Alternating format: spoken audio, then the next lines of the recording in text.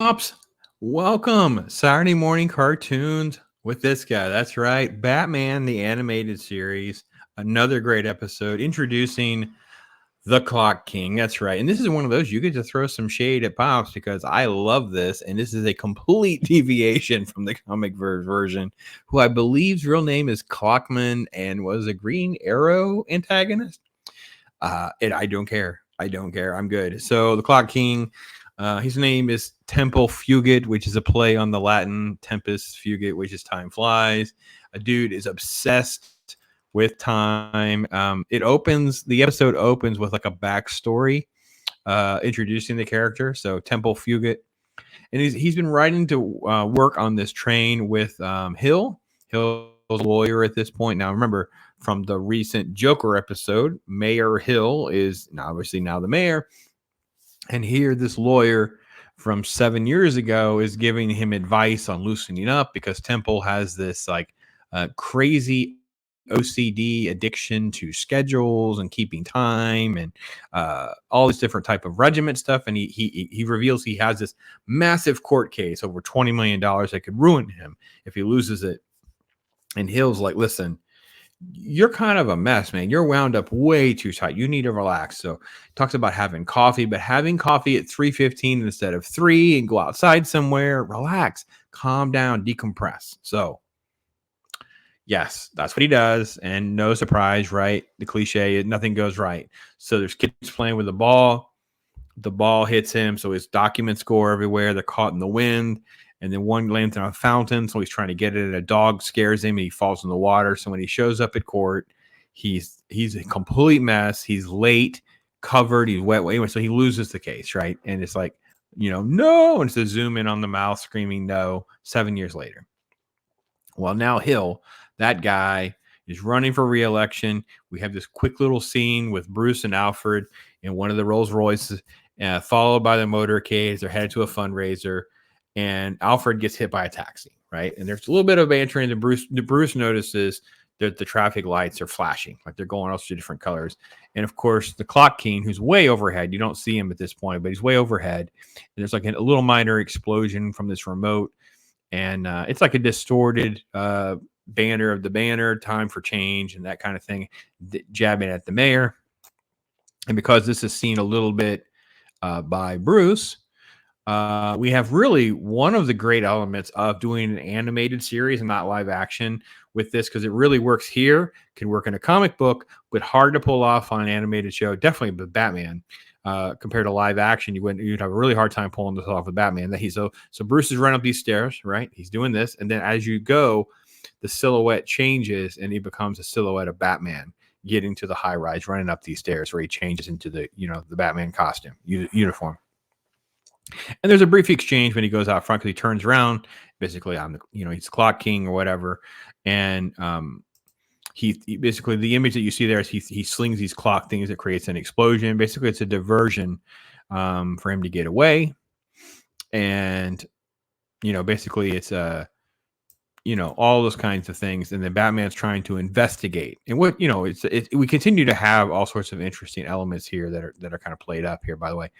And Alfred stops in this alley. Oh, it's great.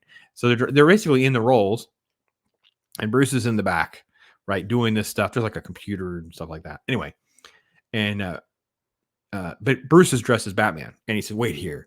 And Alfred says, "You got to pause for the Alfred gags. I got to give credit where credit is due, because this is one of the elements that gets lost with some of the shows sometimes." Alfred says, "My pleasure. This is one of the finest back alleys in all of Gotham." He's doing this as a rat is crawling across the hood and stops and looks at Alfred. It's great. That's the juxtaposition that Alfred represents in all of this that we don't spend some time on sometimes. We're too busy trying to make, surrogate father references and things like that for Bruce, and we don't get into this. And but as Batman, he has infrared goggles. He's doing detective work. He finds a clock with expensive components, uses the computer in the back of that rolls to figure out where it's going to go. And then, of course, there's more sabotage with the mayor. Like that is all still happening over here, while Batman is doing clues and stuff over here as they're listening to this police scanner. And they find out there's this blackout that involves disabling a bank, where the time locks will be shut off, right? So he's like, oh, we got to race over there. And it's too late. There's gas everywhere. Batman's inside, sees the vault open. And then when he steps inside, the vault door closes inside. Now, I will say this on the animated series, I think this is the first time we have sort of like an organized trap to get Batman. I don't remember there being an organized trap. Now that we've gotten him, and then we have him set up in a situation where he could die, but this is maybe the first time where we've kind of like lured Batman into a trap, almost like Riddler style. But we haven't had Riddler yet. So the Clock King here really does pull off a pretty good trap. You have narration from the Clock King. There's this little tape recorder attached to a package, and he's explaining that, oh no, I know you have masks, so I pull the oxygen out of the room. You have X number of minutes, which is longer than it would take for you to burn through the door, which he says just as Batman pulls out his acetylene torch. And don't think you about opening that box because, you know, it's motion sensitive, so it could explode and things like that. So it's time to say I do, Batman. And the shot on the animation is beautiful because when they say that, Batman actually is on his knees. And you're like, oh crap, he's got Batman on his knees in this trap where the oxygen is being sucked out of the vault. He only has a few minutes. He can't use the torch. He can't do this. He can't. What will he actually do? Right? Commercial break. No, we have Batman who takes that tape recorder and pulls it off, and you see him taking out the tape, which is fun because, have to be honest, for any of you kids that are out there, you don't even know what that tape is. By the way, you have no idea the reference. All right, we're going to cut to the mayor fundraiser, and the subway station is being announced. Let the first train arrive. Obviously, nothing happens, and there's laughter because the Clock King has rigged everything up. And when the train does start coming, it's coming full speed. It could hit people. But wait, there's a second train. Two trains are going to crash into each other, create absolute chaos. And in that chaos, you see Gordon on the scene, and he's announced there's very hardly any injuries, right?